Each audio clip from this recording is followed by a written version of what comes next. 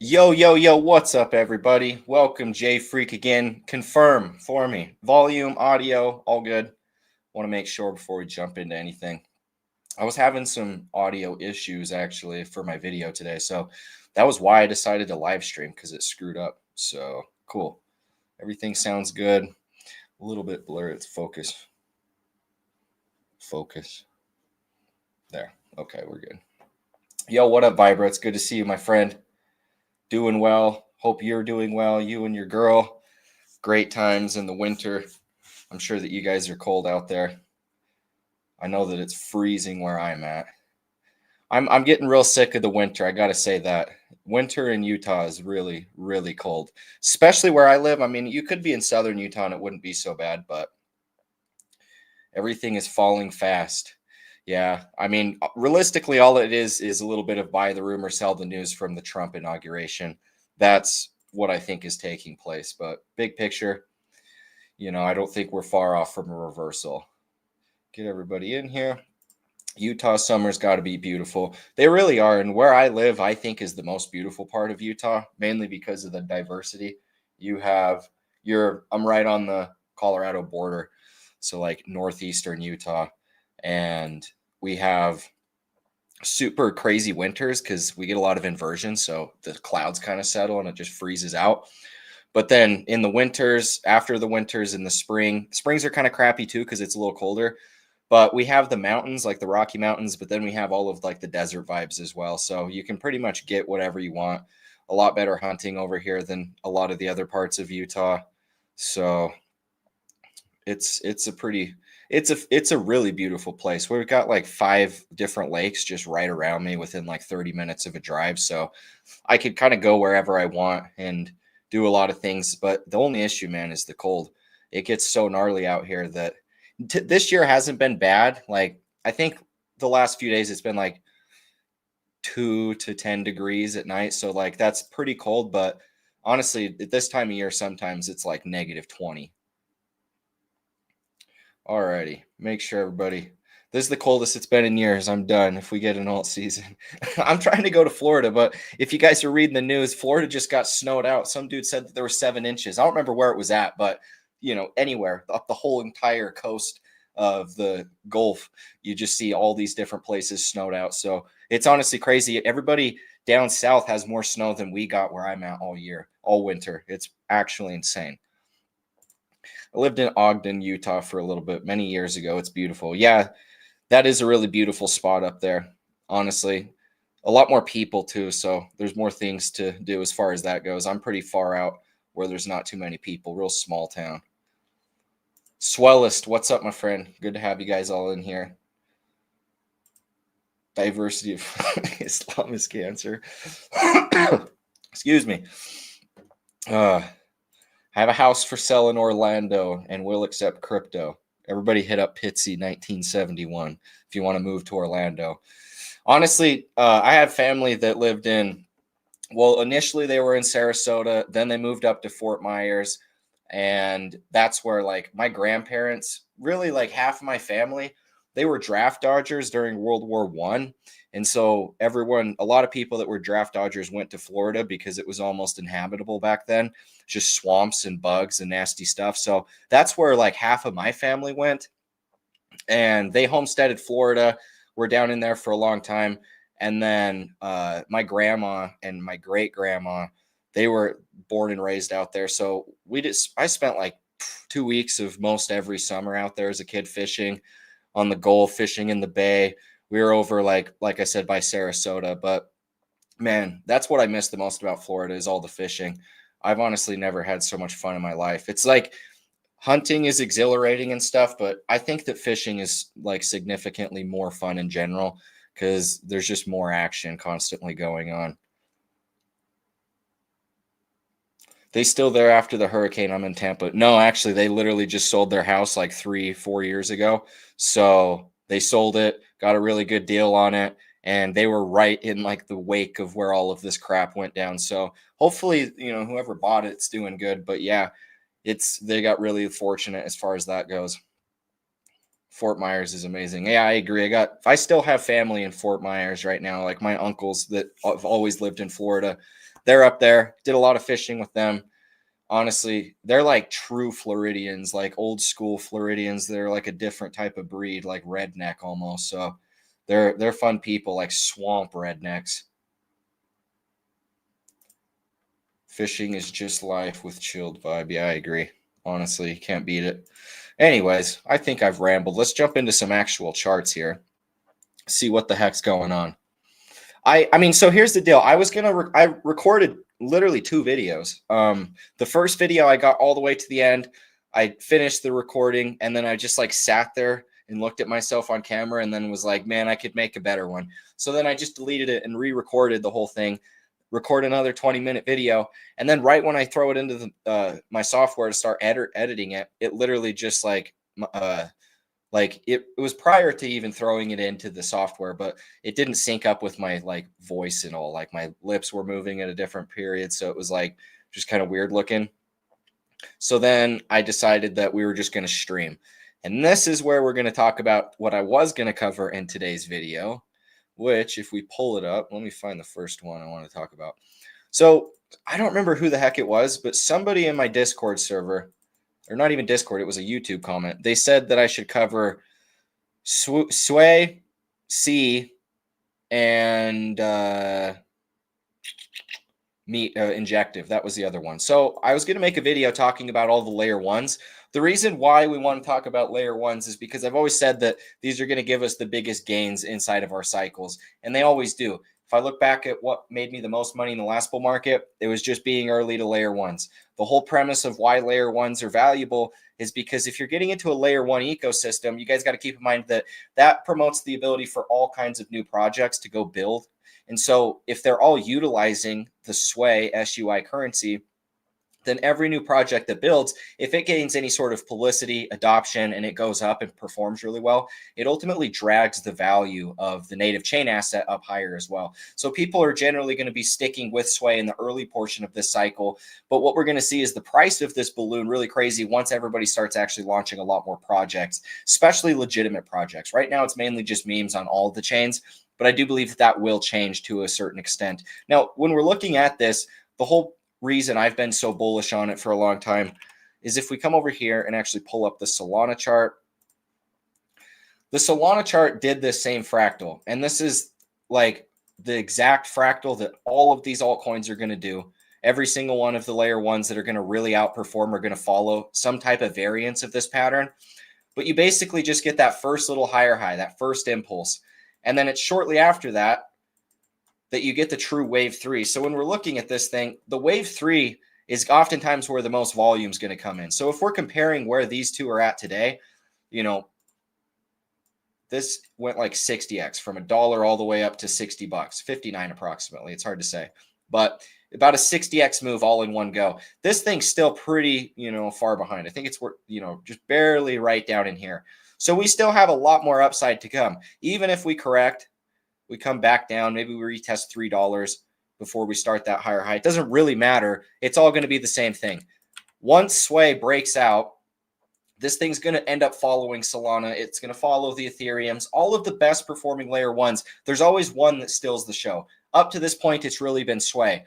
And you could really draw a couple other ones. For example, let me share this tab. Inside of this first big breakout, there's a lot of money to be made, but keep in mind that this is still leading us into one more final blow off top. So the price of Sway long-term is going to be up so much more in value versus where it is today. You won't even be able to really see that first higher high on the chart once it really gets up to its true valuation. Now, a couple of the other ones, let me share this tab. A couple of the other ones, if we come over here and look at C, if we're looking at how these things are going to develop in comparison to like some of the prior cycles that I traded, Phantom was a good example of what we can expect when Bitcoin runs. Well, Bitcoin's already ran into this new all-time high, but when the rest of the altcoins follow, this is more along the lines of what you guys are going to expect, whether it's Solana going 60x in its first move, whether it's any of the other altcoins or layer one specifically that ended up doing those same type of breakouts, they all followed the same path. So I bought into Phantom back down here at 1.5 cents. So at 1.5 cents, I had to hold for a little while before it ended up running, but it ended up making one massive breakout into new all-time highs. And it did that when basically everything made their first new all-time high. Bitcoin made its new all-time high going from 20,000 to 42,000. And once Bitcoin peaked at 42,000, that was where all of these altcoins finally saw liftoff. So when we're looking at how they're going to develop today, the charts look the same, right? Where they have those same first higher highs, whether we're looking at Solana and how it looked, or whether we're looking at even Ethereum in its first cycle and how it looked, they all did the same pattern. Now, it doesn't matter that Phantom looked a little bit different down here in the beginning of its consolidation. The point is, this was one of the layer ones that did see a lot of adoption. So what we saw with the price was it pretty much teleported an instant 20 and a 40x. And this is where I sold most of my position. I don't remember exactly where 20x was, but it's somewhere right around here. And then 40x was somewhere right around here. I can't remember exactly where, but 20 and 40x, I had exited 90% of my position, right? Sold the first half sitting here at the 20x. And then when it went to another 20x above that, or doubled again, from that point, that was really where I was looking at scaling out for the majority of my position. I left 10% in as a moon bag that, you know, later went into a ton of money on the way back up. Because keep in mind that even though it went into this, keep in mind, what the heck? The 40x was actually up here. I wasn't even looking at the whole chart. But the 20x was down in here. 40x was up here. I had exited 90% of the position, kept a small moon bag. You know, it was like $10,000. It was probably only worth like $2,000 at the bottom of this.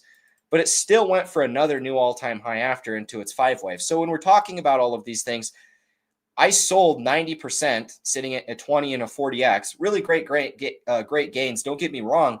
But when we're talking about it running all the way up to $3.50, that was 300x, 400x, like crazy type of gain. So the tricky part of this cycle is going to actually be to just hold all of the length of this trend, especially if we're in any sort of layer one that's going to get this big outperformance, because we don't truly know yet which one are going to do that. We've seen, you know, some of them kind of outperform up to this point, like Sway. Injective Protocol is another good one that we can go take a look at.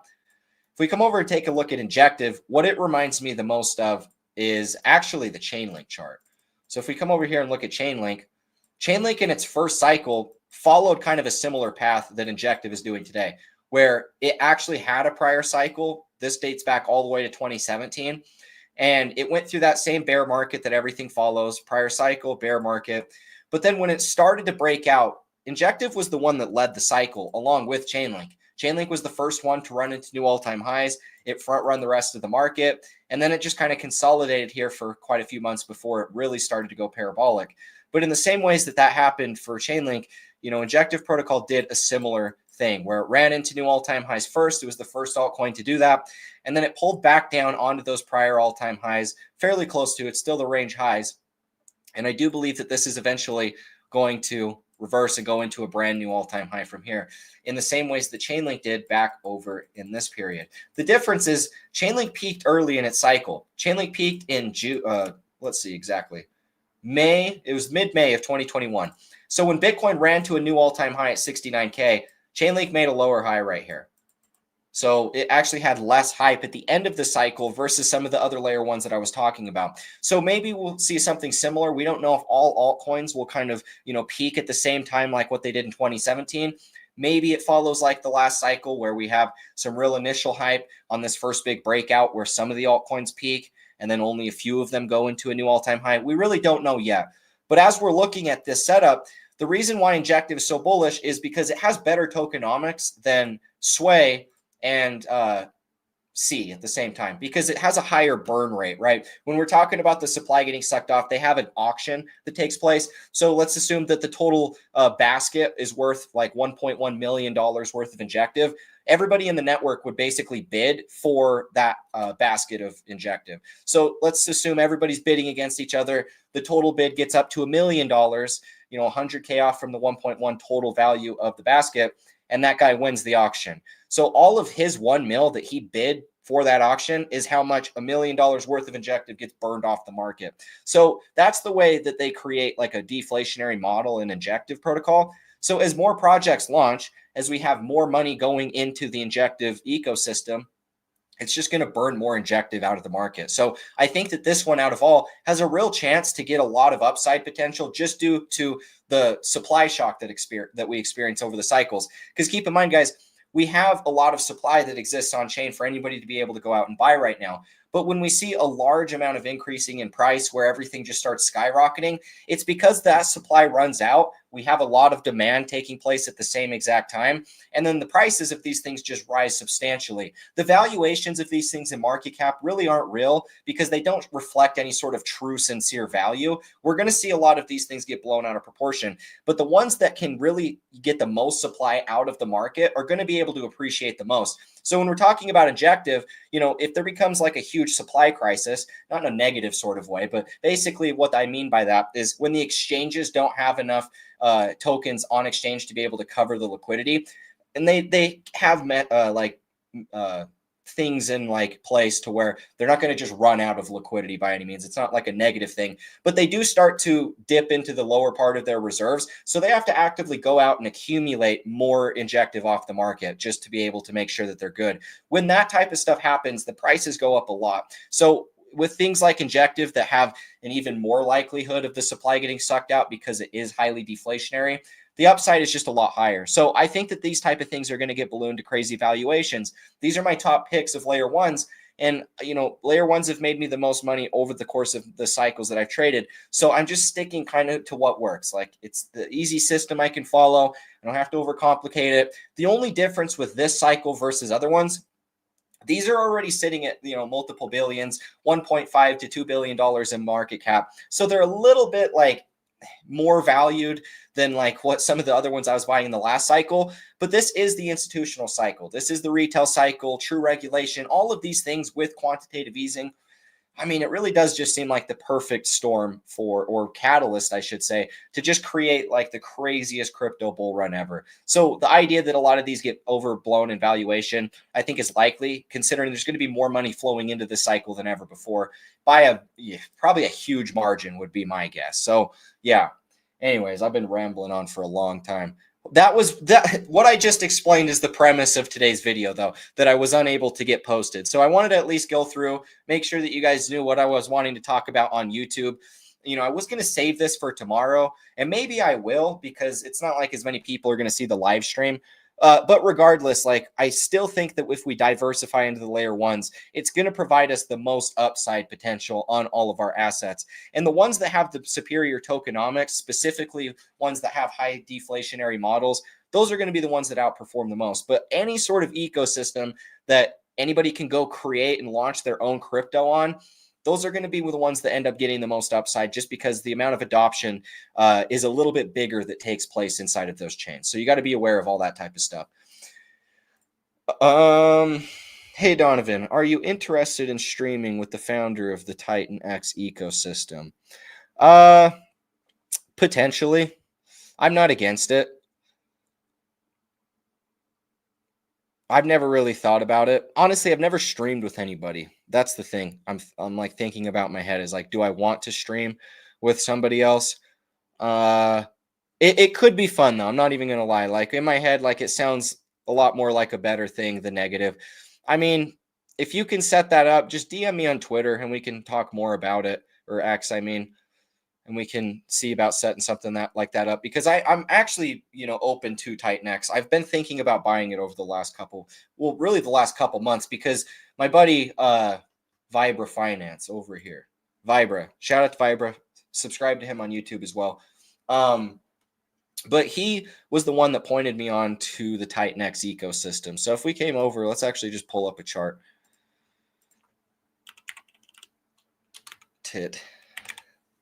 Titan X. Go look at this one. So when I was mapping this out the other day, I was basically looking at it coming down for one more low, and it's pretty much in that area. I think we're relatively close to bottoming down in here, though. That would be my guess.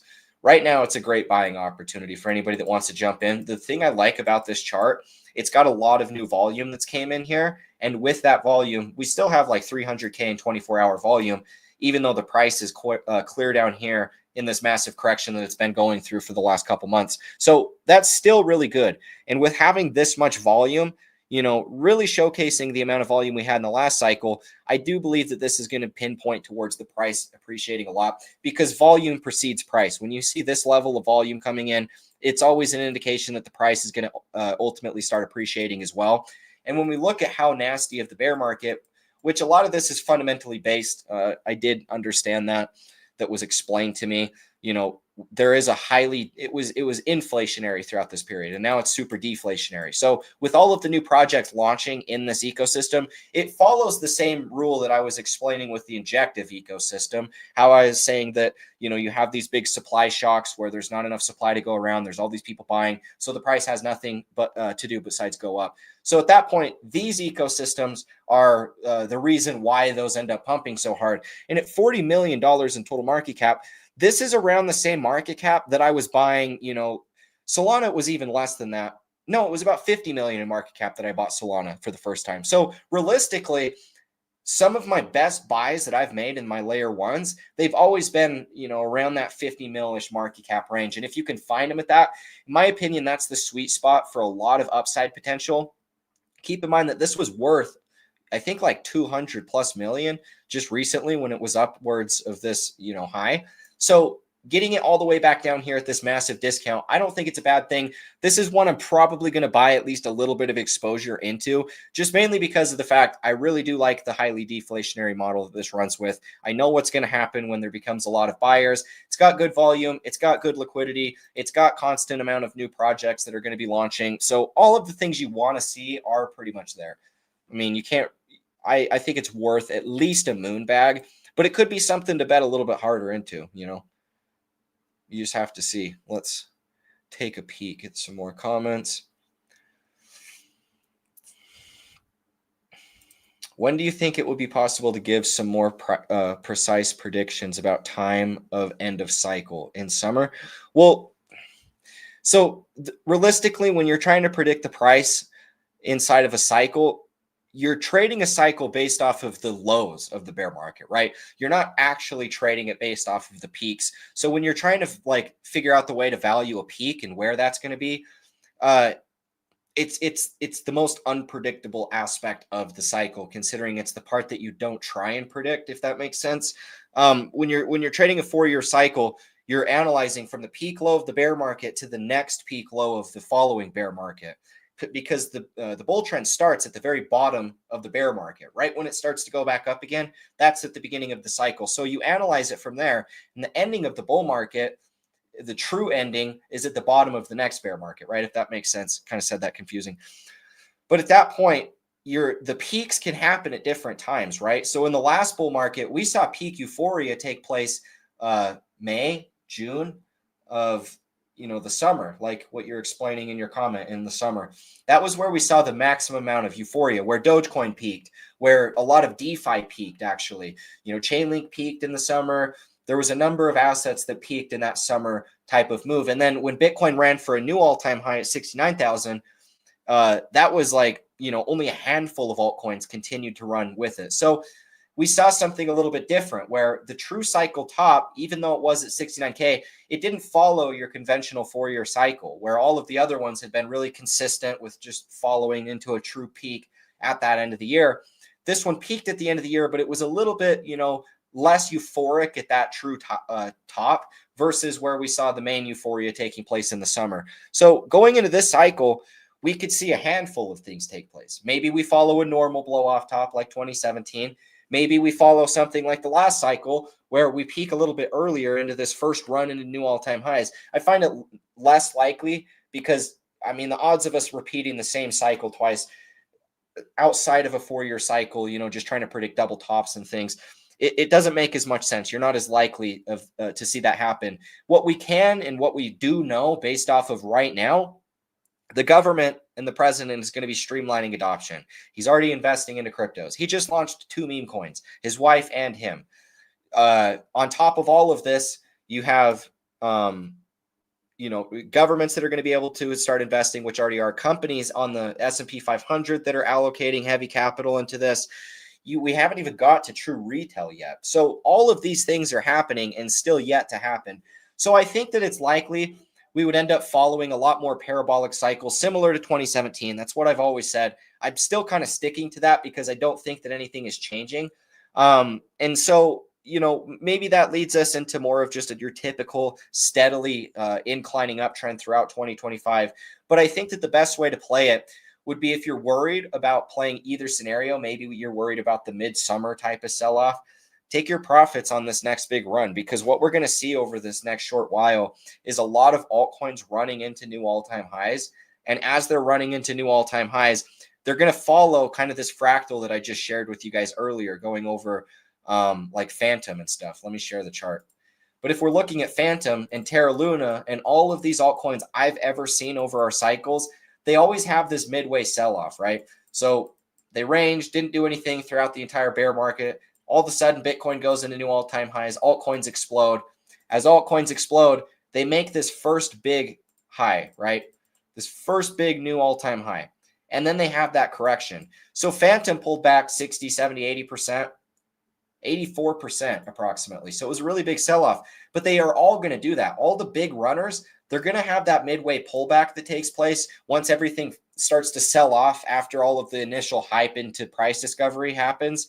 At that point, altcoins are going to go into another new all-time high from there. So if you're trying to play the safest strategy, which may not even be the safest strategy because you'll have to trade, you'll have to take profits on this run. You'll have to guess where the top is because at the end of the day, we really don't know where that is. And then when you see that big midway sell-off that takes place every single time Bitcoin runs into its first new all-time high, all you're going to be doing is dollar cost averaging into the dip. You're taking on a lot of risk playing this strategy because, what if we follow what we did in the last cycle where only a handful of altcoins make a new all-time high? At that point, you'd have to just take profits at those prior all-time highs and be glad that you just made profit at all. And if you were somebody that was just trying to hold forever into a new all-time high, at that point, you're kind of just wrecked because you tried to predict something that you were wrong on. That's the tricky thing about this cycle and every cycle for that point, or for that matter.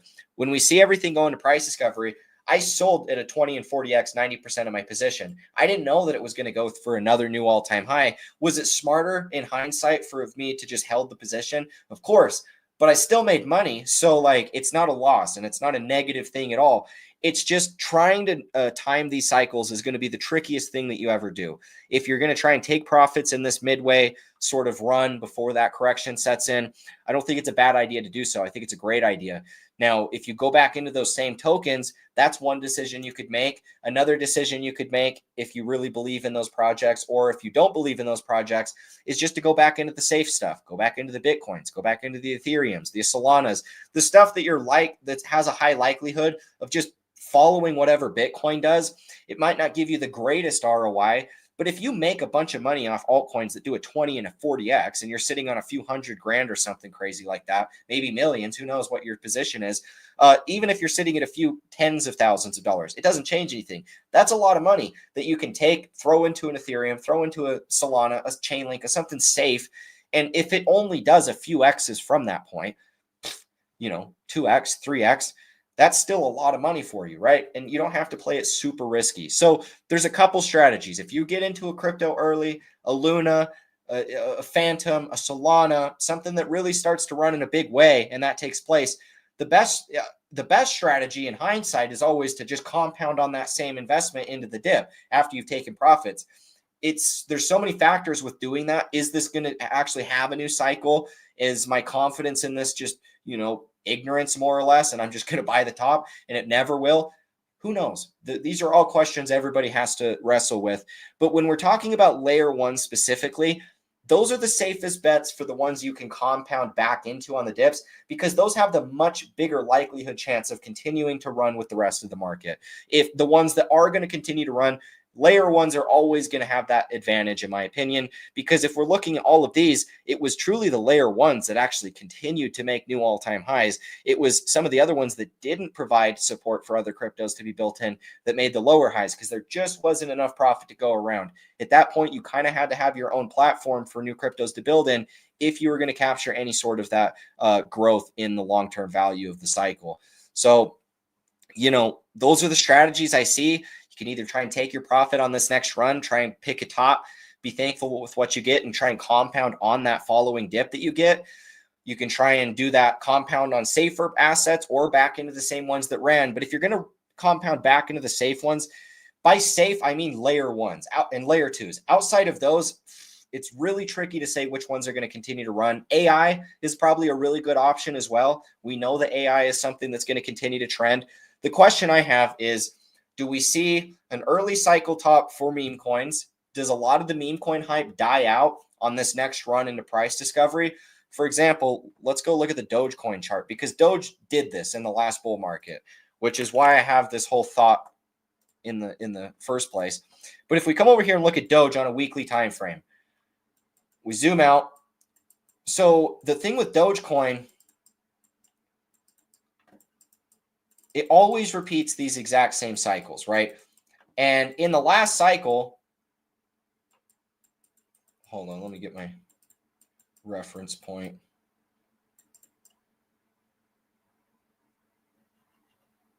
I just forgot what I was going to talk about for some reason. I'm trying to remember.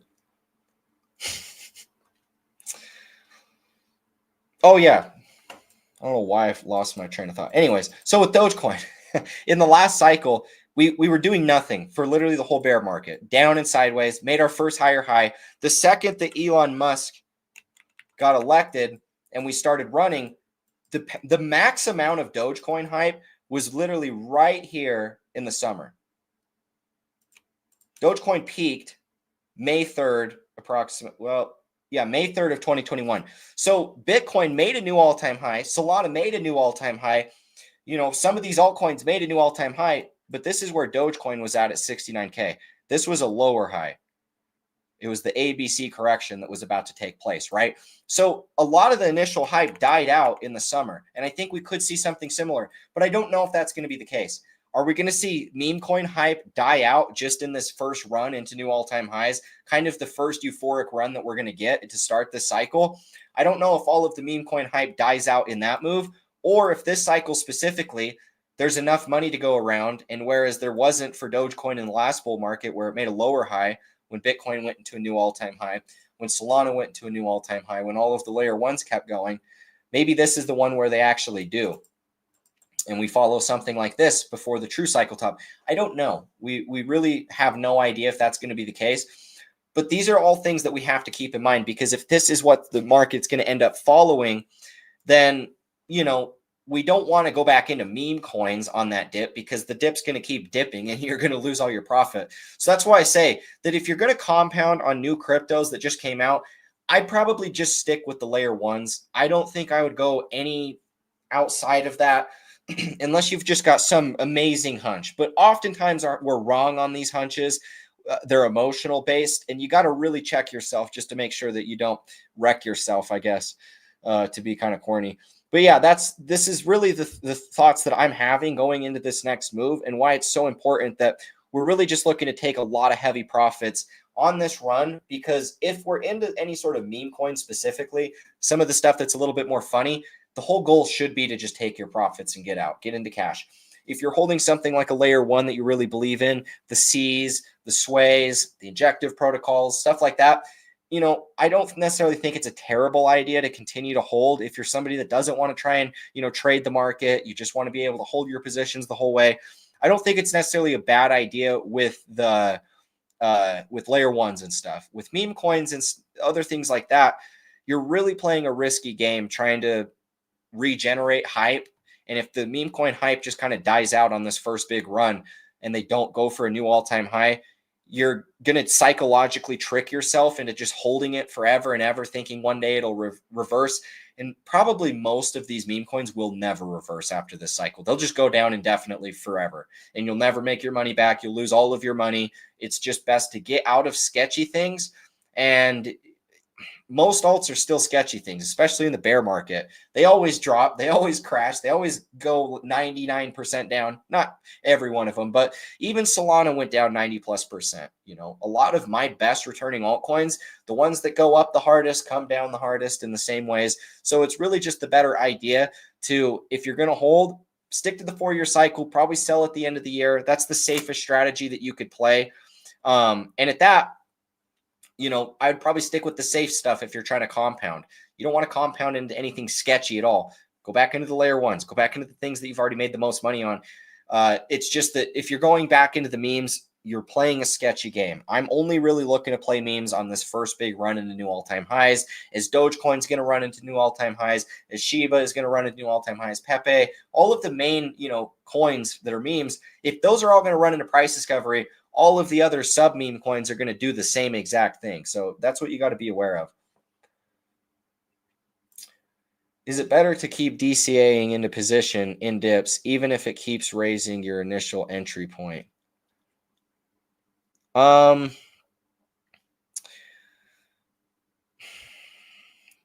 mean, honestly, that can be kind of a tricky thing to play because you don't necessarily want to FOMO buy in your position too hard. You know, if you have like a high, like right now, we're still early, right?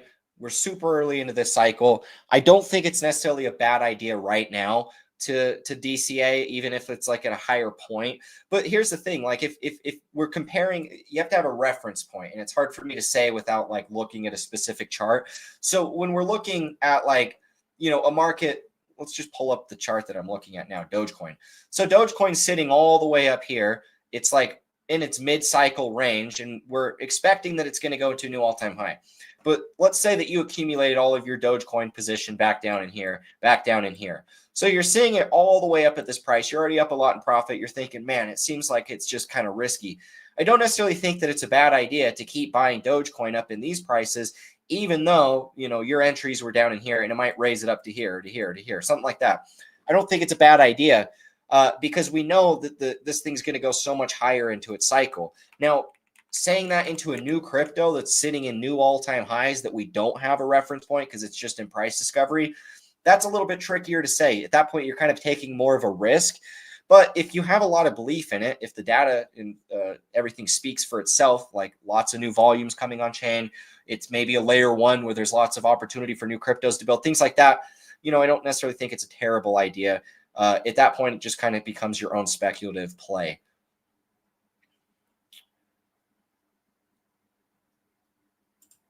C is my worst bag, not confident with it.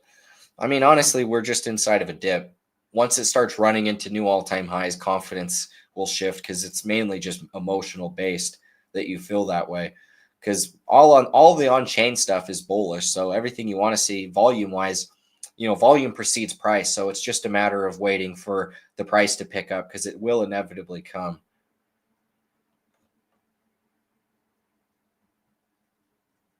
Metis. Good. That was actually one that I was going to talk about today on my video. Let's pull it up. Move our drawing tool, share this tab. So the thing with Metis is going to fall under the same kind of guidelines as all of the other layer 2s and layer 1s, because layer 2s is also an ecosystem that new cryptos can build in. So if any cryptos build on the Metis like chain, then they're going to see the token price of Metis go up as well. So when I look at this chart, I really like the setup, mainly because it has a prior cycle. It performed really well. Fundamentally, it's a good project. If you look into some of those with the development, who's working on it and all of those things, with the having like direct ties to the Ethereum Foundation and things, it already had this prior cycle. So we saw wave 1, wave 3, wave 4, and wave 5, ABC. So this entire thing, this is just a subwave impulse. It's just the first little move that we've made so far. And we're getting ready for another one of these where it went super parabolic. Where we're at, if we're comparing the last cycle, we're basically just right here at the very, very beginning stages of all of this before we have this first major run into new all-time highs. So when we're looking at this, I think the next leg up is going to be price discovery. It's going to run, could run all the way to $500+. Maybe we see a correction there. but then we still have another wave 5 to come after that. So I'm looking at a full Elliott wave extension and a new all-time highs. I believe Metis will be worth over $1,000 per coin, could be worth $2,000. You know, there really isn't a huge supply of Metis, which is another one of the advantages with being able to see a lot of price appreciation. So I do think that this is one of those that's going to really appreciate a lot because, in my opinion, it's really the best layer 2 out there. It's the one that I've invested the most into. It's the one I believe the most. And I've already made a good amount of profit on this initial run, considering we were buying this throughout this entire bottom formation throughout my group. So this is one that we've been believing in for a long time. I still firmly believe it's going to outperform a lot of different cryptos over this entire cycle. It's just in its early sort of impulses back down in here. The fact that we can buy this all the way back down at support, I think is just an amazing opportunity to buy in at the dip. Shout out to you, David. I appreciate the donation. It means a lot. When the altcoin season will happen? That's the question everybody has, I think. I don't think we're too far off. I really don't think that we're far off. What are your thoughts on Xswap? I think it will hit $1. Honestly, I love Xswap. I'm so bullish on Xswap. This is a great coin to cover right now. Let's go pull it up. Let's share this tab, Xswap.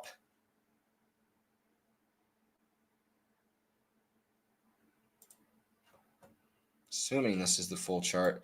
Yeah, so it's already followed along with what I was showing, where we kind of break up in here. Maybe we see a little correction before we continue making highs. But this is what I think is going to play out for Xswap. For you guys that don't know what Xswap is, this is the very first project launched by Chainlink. So in today's world, Chainlink is basically its own layer 1. So with Chainlink, their whole entire goal and motive and always has been the cross-chain space. And I think that that's arguably the most valuable thing to tap into. One of the most valuable things, because when we're talking about cross-chain compatibility, the issue all of the chains have, if we're looking over here, Solana base, Ethereum, Ton, all of these are fairly hard to send value between each other for the most part. Like Tron, you can't just send Tron to Arbitrum and XRPL and all of these unless you wrap it and go through all this crap.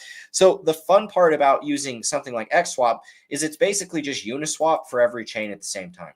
The issue that we have if we go to Uniswap is we have to bridge funds to this specific chain, and then we can use that chain on Uniswap to swap for that token on the chain that we're trying to buy from. Whereas Xswap, imagine having Ethereum on the Ethereum network and then wanting to buy, you know, some random meme coin over on the Arbitrum network or the Tron network or any of those. You would be able to use Xswap and it would just automatically do all of that for you, right? They have all of everything in place to be able to just immediately do that. So that's the value of cross-chain. Being able to tap into all chains at the same time is the next big step for a lot of these cryptos. So something like Xswap, I believe, is going to do really, really well over the entire cycle. You know, at only $20 million in market cap, a lot of people don't realize that this is actually marketed by Chainlink. They've posted multiple times about them on their webs or on their X account. You know, this is something that they're really pushing in a big way. So the likelihood of this being the premier DEX of Chainlink is pretty high. I think that they've already kind of like said that that's going to be the case.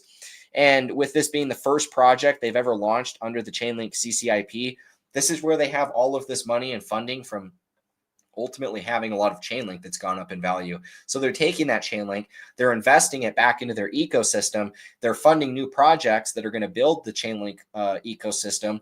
And this is the first project that they've ever launched. So, I mean, it's kind of like multiple reasons why you'd want to have some exposure. We've been talking about this since all the way into the pre-sale. Just been watching this one, accumulating more inside of the dips as much as you can get, because I think this thing's pretty much just going to start teleporting into new all-time highs. You know, this breakout, good volume, everything you want to see, all of this volume taking place in the bottom of the trend.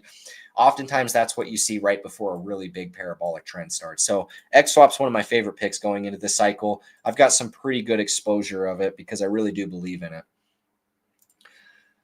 XCN. I don't remember what this one is, but we can pull it up. But thank you so much for the donation. I do appreciate that. XCN. What is this on? Is this a trading view coin that's more popular? I believe this is probably going to be the one that you're talking about. Is this the one that you're talking about? Does this chart seem familiar? I need to get some more information on your XCN. I don't know what the exact token is called, if I'm looking at the right chart or what. But this one, if this is the right one, okay. Double check, make sure. This one's sitting at resistance in the shorter time or on all time frames.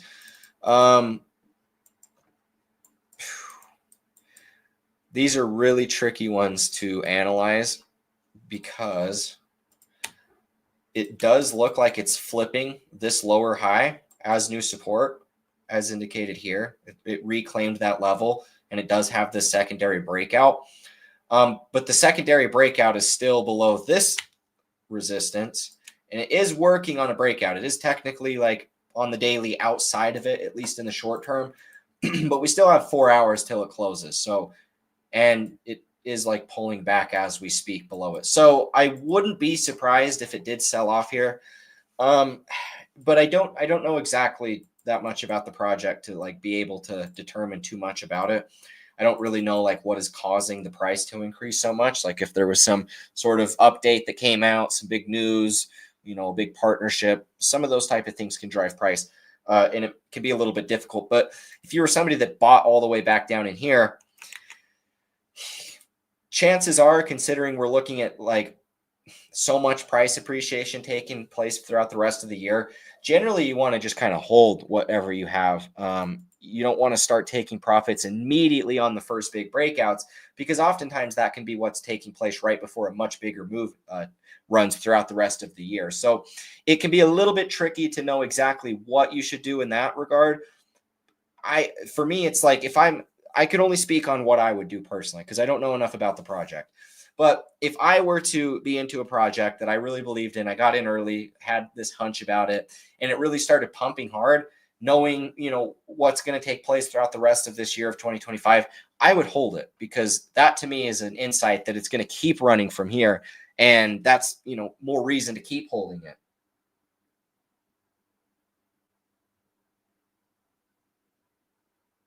High altitude investing is at my door. Hold on one second.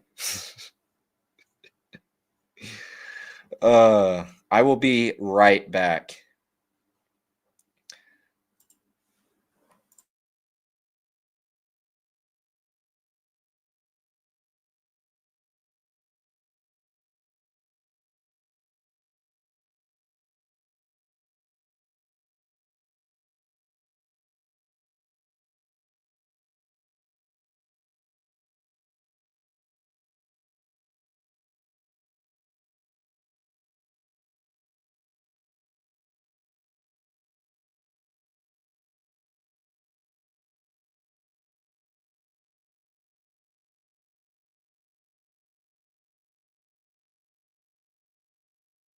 Ta-da! Special guest appearance. Oh snap! Moon Boys podcast is back. I know we've been in conversations, potential ideas of doing another one. I think it'd be kind of fun. We'll have to see. But yeah, this is the great high altitude investing for those that do not know. What's up, guys? Good to see you all. What are you talking about today? Everything. XCN? Yeah, that's what we were talking about. I don't know much about it, but this girl holds it, and she was asking me questions about it. I was just saying that basically what I like to do if I have some hunch on something, I always end up just holding stuff throughout I'm confident 2025 will be really profitable. So the best thing you can do is just hold whatever you think is going to run really hard once it starts running. Because if oftentimes we sell too early, that's kind of the issue. So with how it looks like it still has quite a ways to go before it hits even its all-time highs, I'd keep holding it. Yep. I sold everything and went all in on Metis. I don't necessarily think that's a terrible idea. A lot of the times it's good to just confidently bet heavily on specific positions, because if Metis does 100x from here, there's your multi-millions of dollars potentially. So J Freak,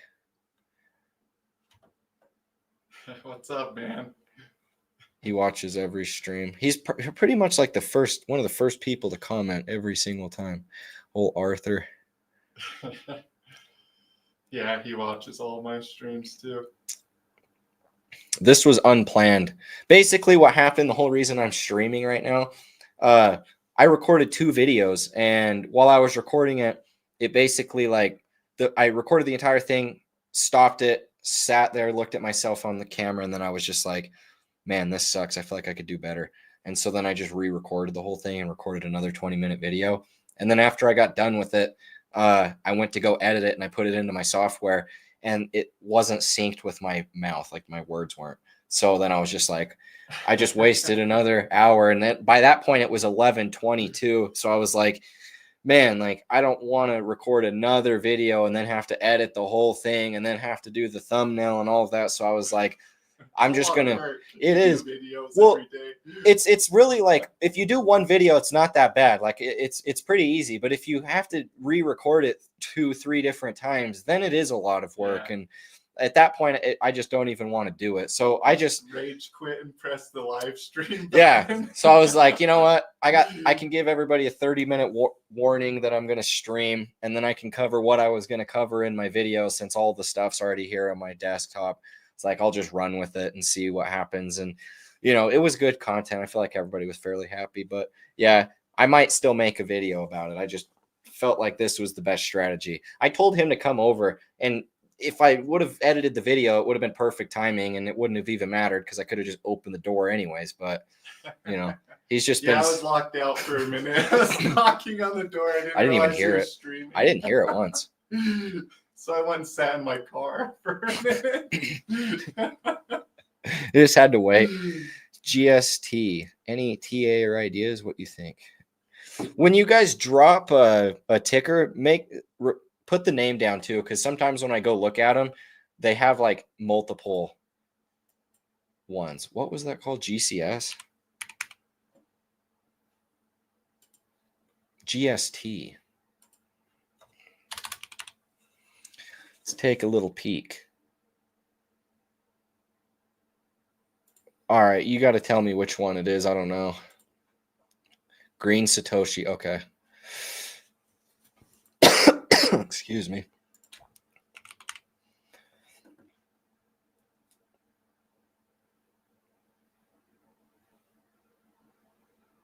Look at the longer chart. Is this the... Okay, here we go. Oh, yeah, that's the right token. Yes, this is going to have the all-time history, the farthest that it goes. So with this, Green Satoshi token, GST is earned in Steppen. Oh, I've heard of Steppen. Is GST the token you earn in Steppen? I thought Steppen you earned in Steppen. Or is it just another app? It's probably another app on Steppen that you can earn. Honestly, something like this is really not going to run until there becomes new hype in Steppen itself, because that's where all of the liquidity is bonded. So with something like this, it probably is showing divergence, I would imagine. And as long as the rest of the market reverses, something like this will reverse with it. The question is, will we catch a bid towards like SocialFi apps like that, where you can kind of like, earn through like running and all of that stuff that they have on those ecosystems? At that point, there has to be somewhat of a stimulation to drive value to those. But we've seen it happen up to this point. Those type of apps have gotten popular. So I think it's just a matter of time before we do see something of a rotation into those. But I don't know enough about this specific project, whether it's an app on it. If that's the case, then they would have to kind of spark some hype for their own app. So it becomes a little bit more unique. But we can pull up some momentum indicators and take a peek at what's taking place. This is also versus Binance coin, so you have to remember Binance is increasing in value. I bet versus the dollar, there's probably even more bullish divergence and more of a bottom. This is still the dollar, though. They still show the dollar chart. Oh, it still shows the dollar. Yeah, see this? Okay, I didn't realize that. Yeah. Well, even though it shows it. Yeah, you can select between the two. It always is just always on the dollar pair. Unless you purposely. Yeah, you have to manually switch it to the BNB pair. Never mind. Don't listen to me. But no, that's a good observation, because if I was wrong on that, that would be crazy. Yeah. I'd just be like charting wrong for years. For years. It's true though. But I mean, there really isn't a lot of divergence for the most part. I don't really like the chart. I'm gonna be honest. I'm not gonna lie to you. It looks like it's kind of just gonna keep going down. But as long as Steppen does well, then I'm confident that all of the ecosystem will get a rotation. So it's not like this thing's just gonna die. Like if there is a rotation that takes place into the Steppen ecosystem again, all of Steppen, anything built on it's going to end up pumping too. So it's just a matter of time. All it takes is one big reversal. How many cycles have you kids been through? This is my third cycle. Too many. No, just kidding. It's fun every time. You learn so much and it's cool. So yeah, you do learn a lot. With OpenAI releasing AI agents soon, what coins might run due to AI agents being a buzzword? I mean, there's so many AI agents out there that I honestly don't know which are going to run the hardest. The ones that have the first movers advantage that have run the hardest are obviously the most likely to continue from here.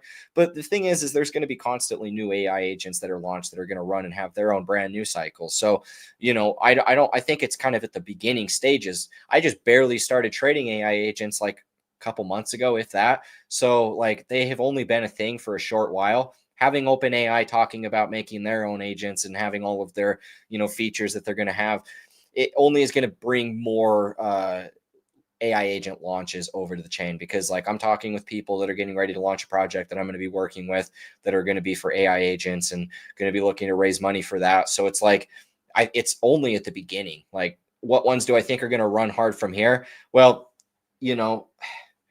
I don't really know it. Like the only one that I've really gotten super early into, I've been early to some of the ones that have just launched by AI agents, like just random like tokens off of AI agents. And I sold all of those and got out of them. And like most of those are down. So those are something that's just like a speculation play. But the only agents I still actively hold are going to be Clanker, which is the first AI agent on base. And I bought this all the way down at the red line. So I sold the majority at a 20. When was it? I don't remember. I had $500 in the position, and then I sold $7,000 somewhere over here, and then I sold another $7,000 somewhere over here.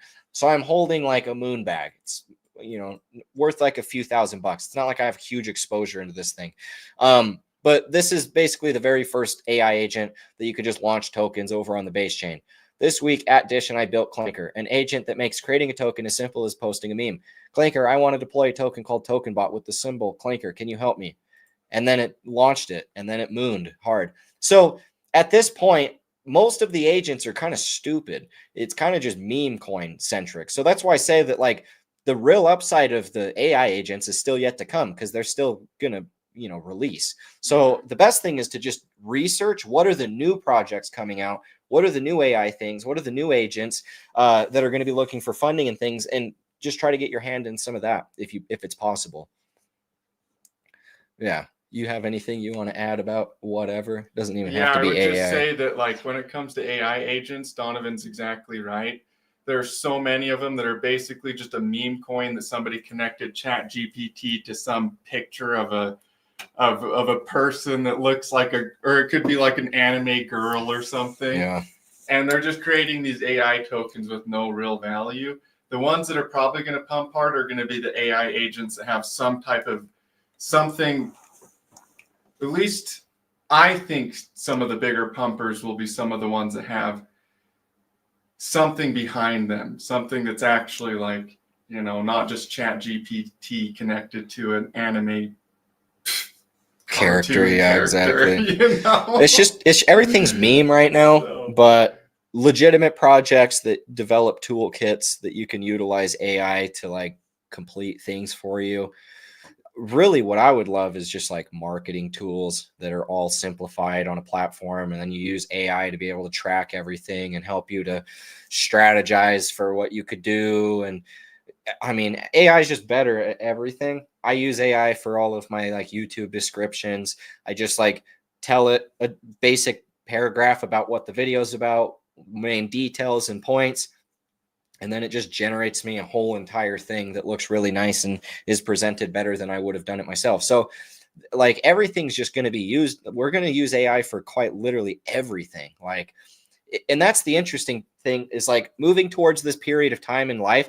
I think that by default, we will have no choice but to move towards a universal basic income because AI will automate so many jobs. And then the next argument is, okay, well, yeah, but then people will work on new things. And I do agree with that. But in the short term, there's going to be so many people that are more or less taken out of the workforce because they don't have a skill set to like do something else. And so I think that becomes a point where there becomes a large like gap where people have the skill set to be able to actually provide for themselves. And then like the younger kids will have so much more technology experience that they will know what to do. They'll go find new jobs and find new ways to create values in the same ways that we always have. But I think that there's going to be this big thing that happens where AI is going to replace so many jobs so quick that all of the people that are relying upon those basic level entry jobs positions that are going to be automated, they won't have anywhere to go besides forcing themselves to learn a new skill, which a lot of them will. It's adapt, survive, all of that. You have to do what you can to make it work. But I think that it further enforces the point of most likely we do rely upon some sort of like a universal basic income. We move to like socialism because I just think that that's the inevitable like route regardless. But I think the AI does like kind of push it forward to that degree. I would prefer like somewhat of a free market if we can, and yeah, me too. I don't know how we do that. But I don't want socialism, you guys. Yeah. I don't know what the heck we do to prevent that. Utah crypto. Hey, that's a cool name. Utah crypto. Did we meet in Vegas, or did we meet in Utah in Lehigh when I was at the Pulse Chain conference? We did, didn't we? I'm not very good with names, and I heard a lot of names at the conference. So if we did, forgive me. If we met again in person, I'm sure I'd recognize you. Much better with faces. If we met once, I'm very confident I will remember your face the next time we meet again. But will I remember your name? There's like no way I would ever remember your name. You got to tell me that like 5 times. Pulse Conference, Lehigh. Yeah, that's what I thought. Cool. So he actually lives here in Utah, and I had the chance to meet him at the Pulse Chain conference when we were doing all of that stuff. So that's the fun thing. I'd like to go to some conferences. We should definitely try and go to one if we can. I don't know where the heck we'd go. There's always that conference in Vegas. Oh yeah, is that coming up? I think so. It's in like the next. What's his name? Kearney. Yeah. But what's that guy? Sam. Yeah, Sam. Yeah, Sam. I was talking to him the other day. The whole AI thing is an interesting discussion. My little brother was talking about how whenever new technology is created, there is job displacement that happens, but because of the amount of value that's created, there's also so many new jobs that people's incomes generally increase when new technologies are created, like the internet. And so like you get people that are just stay-at-home moms that are making like $200K on YouTube vlogging their families' lives because they're just like so much abundance of resources being created by this new technology creating value for the world. It's just crazy to think about, realistically, it makes a lot of sense because if you're considering like how you understand like liquidity works in crypto, like if a crypto is able to build this chain and then a whole bunch of new cryptos build on that chain and it raises the total liquidity, adding new liquidity and constantly having an influx of liquidity causes the price of assets to rise. So if you're talking about AI tapping into trillions and trillions of dollars of new wealth that we've never had the potential of doing, then at that point, it's kind of the same process where if you tap into 200 trillion or however much they value AI, it's probably invaluable at this point. But whatever you would value that at, if you're tapping into a new source, you're basically just outgrowing the hard times. And that's something Elon Musk has talked a lot about lately, which I think is a pretty like good way of looking at it that ties together with what your brother was saying, because we have all of this debt and we're worried about how we can solve this.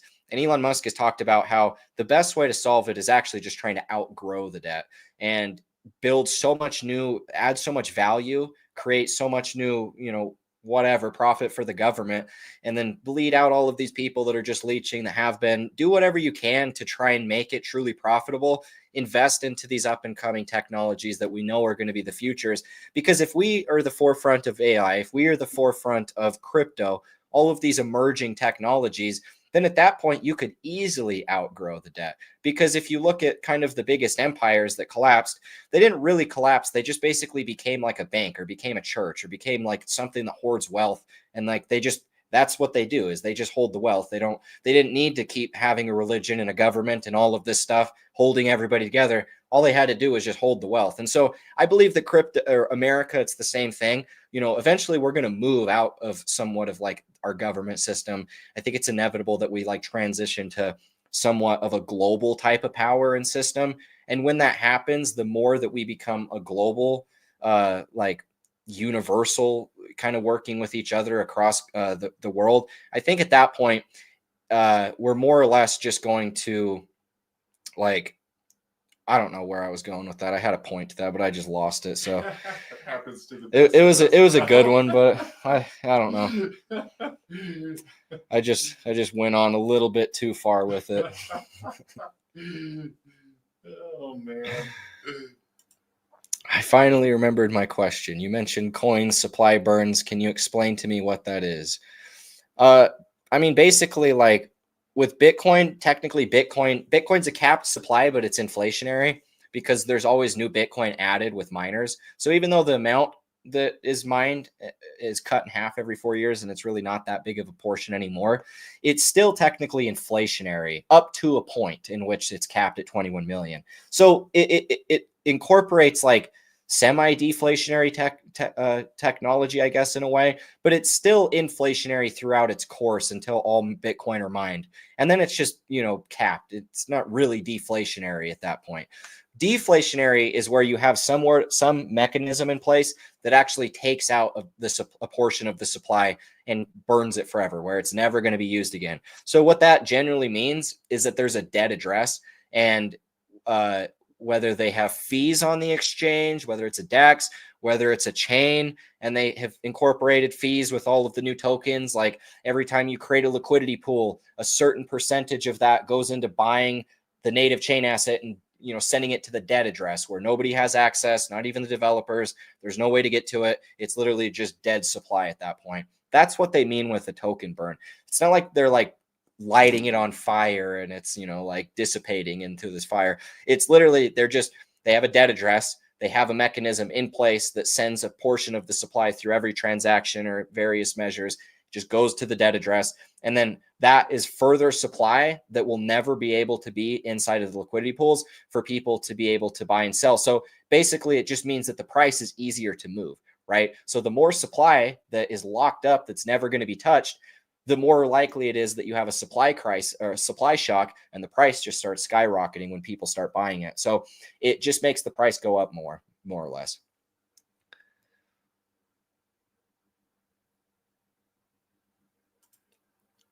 What is your favorite AI coin trading on Coinbase? Do you know? No, I mean, I have I was talking about, don't buy those dumb ChatGPT coins that have a scams, a cartoon character, but I have the AI116Z coin, which is basically just same exactly thing. one of those things that I was talking about. True. But I think it could go to $6. I don't know if that's a Coinbase. Oh, that's a meme coin. Is he talking about like real AI coin, like utility tokens? No, I mean that's the same. It's a meme AI, but same thing, I guess. Yeah, A16 AI, artificial super intelligence. A little bit. I think it could hit $6 maybe soon. Man, next couple months or so. Pal AI. Oh, it's not on Coinbase. I mean, if you download Coinbase Wallet, you can use all of the same coins and buy them really easily off Coinbase still. It's like all cross compatible in an easy way. So, yeah. So you could get any AI token that you want in the whole world, basically, with Coinbase Wallet. Yeah, I would get Coinbase Wallet if you. I mean, it really.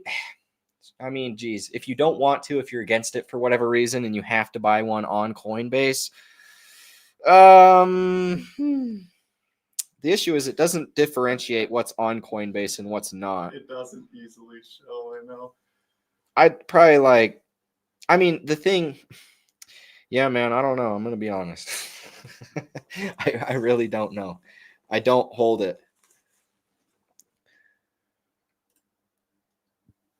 Don, you in on Xswap? Yes, sir. Been in. Big time. It is actually one of my bigger positions if I look at everything. Like, I do really believe in So Xswap. that's why you're always in my Discord talking about Xswap, is because Donovan got you in on it. Mr. Tiger King. Is that how you say that? Tiger King? Tigre. Tigre? Oh, that's cat in Portuguese. Yeah. Portuguese. That's how you say cat. Tigre. Yeah. Or maybe it's Tigre. Tigre might be Spanish. I don't remember. But well, isn't Portuguese similar? they're so similar. Tigre. So. Yeah, that's where it comes from. He's really cool, though. He's always in my Discord. So. Yeah, same. We go back. We're homies. We're Xswap homies now. We're gonna get rich off the Xswap. See, I'm telling you guys, I'm not just lying about buying Xswap. We've been buying this and talking about it for a while. What's your take profit? I mean, I'm vested on half of my supplies, so like I can't even sell some of it. Not half. Like 40% left, still unlocked, still locked up. So I still like can't even sell a lot of them. But to be honest, I'm not probably going to be looking to sell until like, man, honestly, this is one I'd probably want to hold till the end of the year. Like, I really do think it's going to run hard with Chainlink. So with Chainlink having its own ecosystem now, it's basically a layer one. It like, this is the premier DEX of Chainlink. So I find it very likely that it ends up running kind of throughout the whole year, because as long as there's going to be new volume coming in, then this is the spot where the volume is going to consolidate on the DEX. El gato, cat in Spanish. El gato? Hmm. Huh. Maybe I'm thinking of tiger, not cat. Yeah. So tiger is chigre and tigre in Spanish and Portuguese, and cat is something different. But we named our cat Chigre, so that's why I think it was cat. That's why in my mind I got him confused, because we named our cat Chigre. I thought it was Tigre. Tigre, maybe. I'm trying to remember. He doesn't even know. It was either Tigre or Chigre was our cat's name back in the day. He doesn't even know his own cat. I don't know my own cat, you guys. How do I know more? He was cool. Actually, I know why I know more is because he was the only cat that I'd ever been around my whole entire life that would lay on its back and let you just rub its belly. Like a dog? Yeah, all other cats I've ever been around my whole life, they will scratch you if you even attempt that. So, like, remembering that, I was like, man, this is the coolest cat I don't really like cats, but I mean, outside cats are cool, like farm cats that just catch mice that like you can go and like scratch their head and then like go back inside. Those are great cats. But this cat, that was actually, I'd just have that cat as a pet because it was cool. Tigre was cool. It was a cool kitty. TVK. Yeah, we can do some quick TA. TVK all day. What song was that? DGK all day. I don't remember. Anyways. Terra Virtuo. I used to hold this in the last cycle. I don't remember what happened to it. I think I got hacked and it was stolen. Oh, no. It's always fun. It looks good. First impulse. Trending sideways. Recaptured support. really, it's just going to start teleporting into price discovery on the next move. I think it's just kind of that last. A lot of altcoins are going to do this where they go through their bear market, they go sideways, then you see this new volume come in, and you see the price breakout, and then they see them just go sideways, and all the volatility dies out again. It's always right before you just see these giant freaking cycles set in. So that's what I think is going to happen at some point. So looks pretty bullish to me.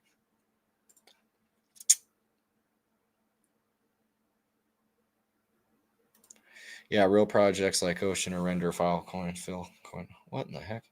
Yeah. Honestly, if you're buying coins off Coinbase, the best thing is just go with the safest picks, like Ocean Protocol, whatever the AI alliances that banded together. There's like 3. Ocean banded with the AI super intelligence. Yeah. So that one's like a safe pick. It's worth a lot. So like, whatever. But any of those safer ones like Render, dude, I was looking, and if I looked at my CoinGecko, and when I logged in, it still had like my old portfolio from the last cycle, and I was looking at my freaking my Render, and I put $2,000 in it at the very beginning of like at the end of 2020, beginning of 2021, and like if I would have just held that, it's worth like when it peaked, it was worth like 1.2 million bucks. Yeah. Yeah. It's crazy. Welcome to crypto, you guys. Yeah. Throw $2,000 at something and become a millionaire out of it. Dude, I'm telling you. If the amount of times, like if I would have held what I bought Solana at 60 cents, I would have held Phantom. Terra Luna is the only one I don't regret because it's the only one that went to 0. But all the other ones, when you see something go up, like when you sell it a 20 and a 40x, and then you realize you could have sold it at like a 400x, like it makes you feel kind of bad because, you might have made out on a lot of money. Like you could probably go buy a house now, but like how much better would it have been to buy like a giant ranch with like thousands of acres and like then like 5 other houses for your family? Because that's like kind of the level of wealth that you miss out on, and it sucks. But, take what you can get. But anyways, guys, I feel like we've carried on a long enough time here. I appreciate you all tuning in here. Thank you guys for the donations that have. I will be making a video tomorrow. Normal one had to jump in today with the live stream since I couldn't get my video uploaded, but we'll be in touch soon. I appreciate you guys. Love you. With that being said, catch you in the next one. As always, peace out.